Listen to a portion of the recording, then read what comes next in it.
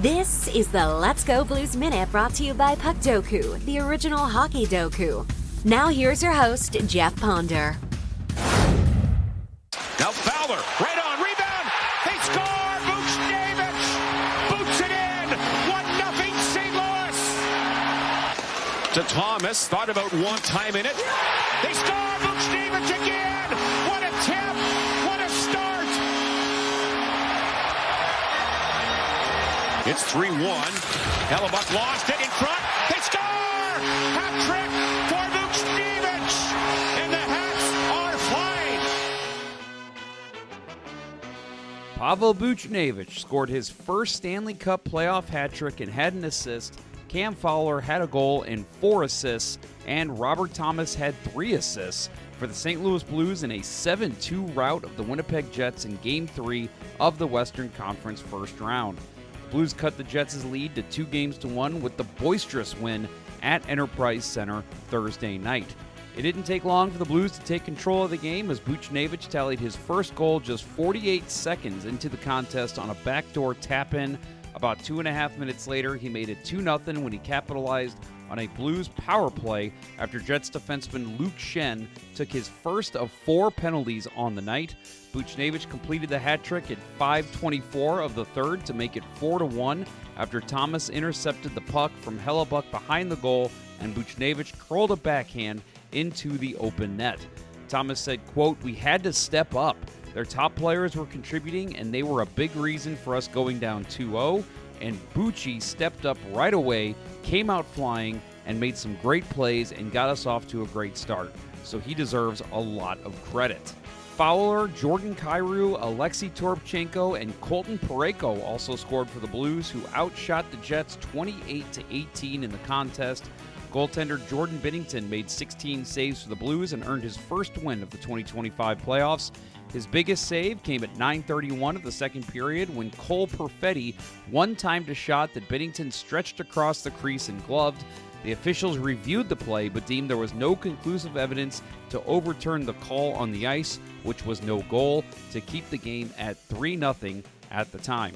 Fowler's amazing 5 points in the night not only earned him first-star honors, but was a franchise record for a defenseman. He beat out a long-standing record of 4 points, which was held by left-shooting defenseman Brian Benning, who tallied 4 assists in a 5-3 win against the Toronto Maple Leafs on April 11, 1987. Fowler is also the 8th defenseman in league history to get 5 or more points in a playoff game. Probably the most amazing part of the 5-goal win, though, Jets' sniper Kyle Connor and top center Mark Scheifele were kept off the score sheet for the first time in 55 years in a game against the Blues. Obviously being a little facetious there, but it feels that way. And this was likely the largest contributing factor to the Blues' success. In fact, both players only posted 3 shots on goal and were a combined -7 on the evening. Heading into the contest, the Blues only made 1 lineup change for the evening. Ryan Suter, who played in all 82 games this season, was a healthy scratch. Since the Blues rolled 11 forwards and 7 defensemen in Game 2, they replaced Suter with forward Alexander Texier, who played on a line mostly with Oscar Sundqvist and Zach Bolduc. Texier last played in a playoff game on August 19, 2020 against the Tampa Bay Lightning while with Columbus during the pandemic bubble playoffs. On Thursday, he had 2 shots on goal and 4 hits in 11:54 of ice time. Let's get into our stat of the day, brought to you by our friends over at Puckpedia.com. Let's roll on over to Hockey Stat Cards, where we have been keeping a close eye on game scores for each of these games. If you don't need a refresher on game scores, skip ahead about 30 seconds. Otherwise, game score is a player evaluation metric, and the objective is to measure single-game player productivity. Game score weights each of the actions of each player to give us a single number representing their overall performance in that game. Game score includes goals, assists, shots on goals, penalties drawn and taken, face-offs won and lost, blocked shots, 5-on-5 goal differential, and 5-on-5 Corsi differential. For example, 1 goal scored is worth more than 1 blocked shot. In the first 2 games of the series, Colton Parayko and Nick Leddy were by far the worst players on the ice for both teams. I said on the last show that if the Blues are to win, that absolutely had to change. good news for the Parayko fans listening. He improved his game score drastically from below a -2 in the first 2 games to a positive 4.06, which was the 4th best of the night. Unfortunately, Leddy held his spot as the second worst player for the Blues, but still improved his game score from the -1 realm to a -0.75, which doesn't sound like a lot, but is much more manageable if the Blues are to win more games this series.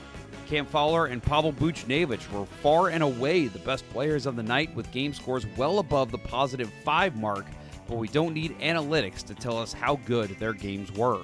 On the other end of the ice, the 2 best players for the first 2 games, Connor and Scheifele, saw a significant drop in their analytical stats, with Scheifele posting a -1.17 and Connor skating off with a -1.94, good for 4th worst on the Jets' roster.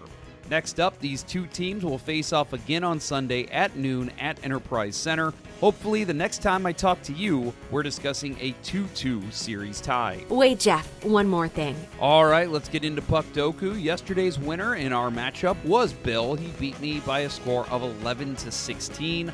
The best play, there was actually 3 at 0.3%, 1 by Bill and 2 by me.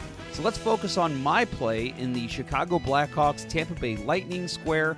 I played Mr. Jim Campbell, a friend of Let's Go Blues Radio. A fun fact about Soupy, since his playing career has ended, he's become involved in many areas of St. Louis business and politics. In 2022, Campbell was a candidate in the Republican primary for Missouri's 4th District in the United States House of Representatives elections. He also has operated a number of pubs in the area, formerly J.P. Fields in Clayton and currently the Geyer Inn in Kirkwood, with the latter being the location for Let's Go Blues Radio's 500th episode this past season. He is beloved not only by the longest-running Blues podcast members, but by many in the St. Louis area. This was the Let's Go Blues Minute powered by Puckdoku. Remember to tune into Let's Go Blues Radio, the original St. Louis Blues hockey podcast and webcast. Available wherever you get your podcasts or on YouTube and Facebook. Until next time, hosers.